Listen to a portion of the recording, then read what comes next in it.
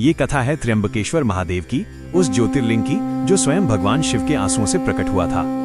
ये कोई साधारण जगह नहीं है, ये वो भूमि है जहाँ देवता भी नतमस्तक होते हैं। नासिक के पास गोदावरी नदी के उद्गम पर स्थित त्र्यंबक नगरी में। महादेव की महिमा को आगे जानने से पहले अगर आपने कहानी रहस्य चैनल को सब्सक्राइब नहीं किया तो महादेव का नाम लेकर चैनल सब्सक्राइब कर लीजिए। अब सुनिए महादेव की महिमा। बहुत पहले सत्ययुग के समय की बात है। उस समय गौतम ऋषि नाम के एक महान तपस्वी थे। वे अपनी पत्नी अहिल्या के साथ त्र्यंबक पर्वत के समीप रहते थे। उनका आश्रम धर्म, दया और तप का प्रतीक था।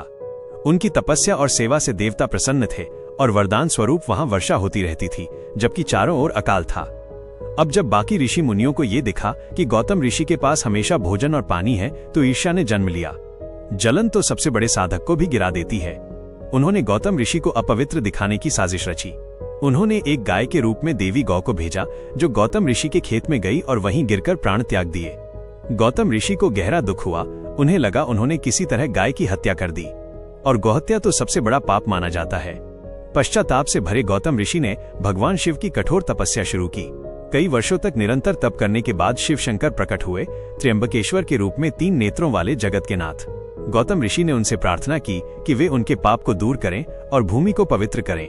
भगवान शिव ने वरदान दिया, गोदावरी नदी तुम्हारे आश्रम में अवतरित होगी और यहाँ मेरा निवास स्थायी होगा।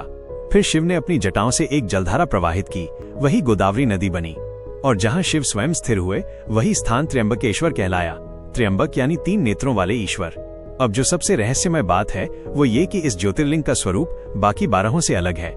यहाँ शिवलिंग के रूप में नहीं, बल्कि 3 छोटे छोटे लिंगों के रूप में भगवान ब्रह्मा, विष्णु और महेश, तीनों शक्तियाँ एक साथ विद्यमान हैं।